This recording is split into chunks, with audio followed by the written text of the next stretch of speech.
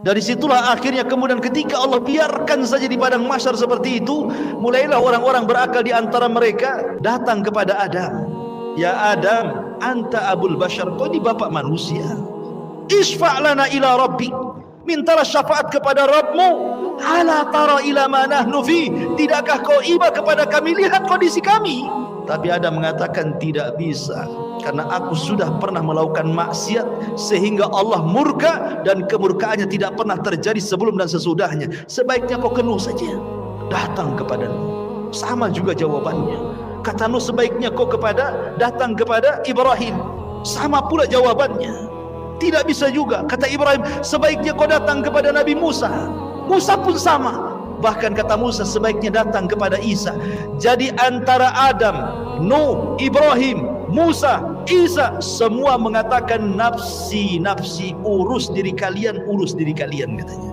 Kata Isa bin Maryam, sebaiknya kalian datang kepada Muhammad sallallahu alaihi wasallam. Maka mereka datang kepada Rasulullah. Baru Nabi SAW tidak menolak permintaannya dan mengatakan ana laha, kan ku coba. Maka Nabi SAW berangkat sendiri, kemudian mendekati arsy Allah, kemudian sujud di bawah arsy dengan sujud yang sangat lama. Kemudian Allah datang dan mengatakan irfa ra'saka ya Muhammad. Kata Allah Subhanahu wa taala, angkat kepalamu wahai Muhammad. Sal qul tusma, sal tu'ta, ishfa tushaffa. Katakan kau didengar, minta kau diberi, mintalah syafaat, ku beri kau syafaat, kata Allah. Ini yang disebut dengan syafaatul uzma, syafaat khusus yang hanya diberikan kepada Rasul kita, tidak diberikan kepada para nabi. Nabi SAW bersabda, as'adun nas bi syafaati man qala la ilaha illallah. Orang yang paling bahagia dengan syafaatku, kata Rasul, adalah orang yang mengucapkan kalimat la ilaha illallah. Setelah syafaat, apa yang terjadi? Setelah syafaat, ardul a'mal. Allah akan memperlihatkan amalan kita, ikhwan. Makanya ada hadis yang mengatakan, nanti pada hari kiamat akan didatangkan manusia membawa pahala sebesar bukit Tihamah. Diperlihatkan amalannya besar sekali. Tiba-tiba kemudian amalan itu dihilangkan. Gara-gara apa? Karena orang itu suka bermaksiat sendirian. Jadi ada orang-orang yang diperlihatkan amalannya. Itu disebut ardul a'mal namanya. Baru setelah ardul a'mal masuk pada perkara hisab. Pertama orang kafir, kedua orang munafik, ketiga orang yang beriman. Adapun orang kafir ada yang mengatakan tidak dihisab. Apa yang mau dihisab? Amalannya sudah lebur-lebur. Makanya Allah mengatakan a'maluhum karamadin istaddat bihi, amal mereka sudah habis, lunas di dunia saja nggak diterima. Lalu apa yang mau dihisab? Ada yang berpendapat tidak akan dihisab orang kafir, langsung ke jahanam. Tapi ada juga mengatakan tetap dihisab untuk menunjukkan keadilan Allah Subhanahu wa taala.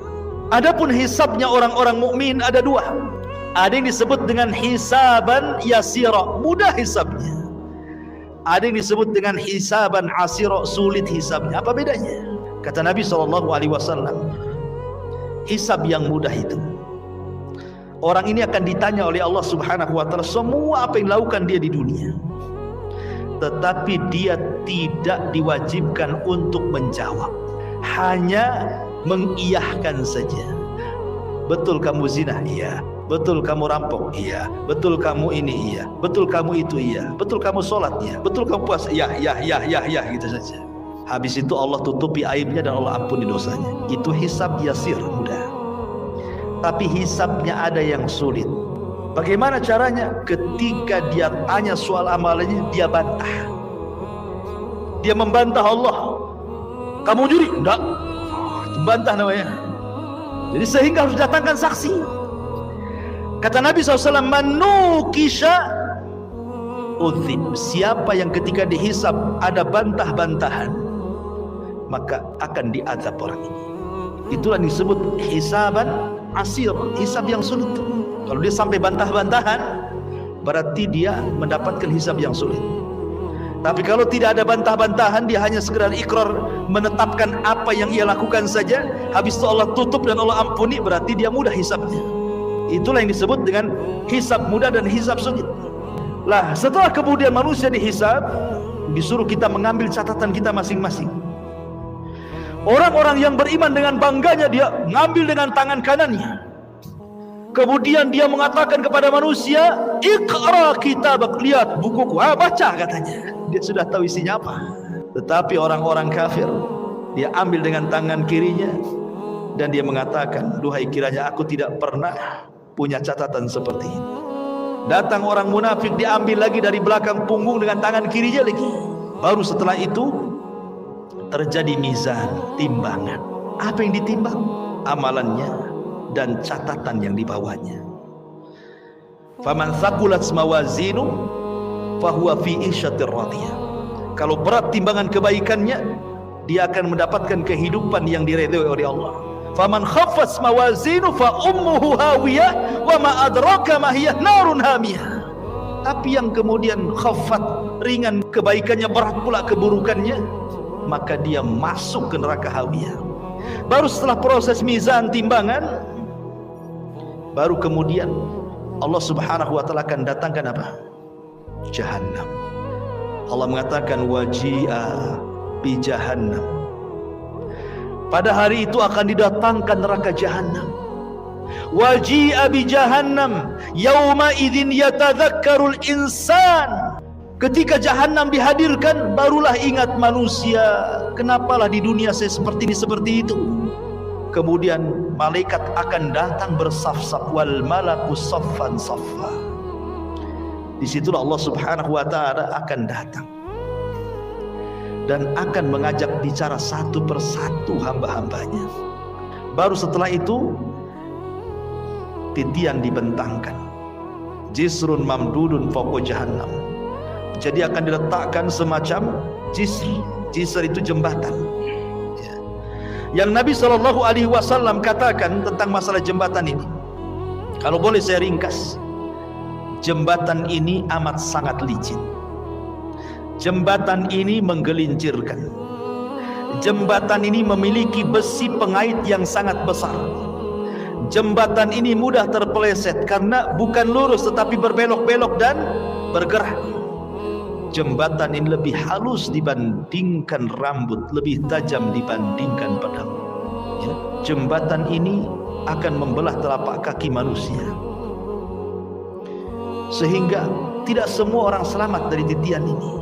Lah, ketika jembatan ini dibentangkan, kemudian Allah mengatakan wasiqal ladzina kafaru ila jahannama zumara. Allah langsung masukkan orang kafir, tidak pernah masuk titian orang kafir, langsung dimasukkan ke dalam jahannam. Sehingga yang tersisa cuma dua, mukmin dan kafir. Lalu Allah berikan cahaya untuk modal melewati titian itu.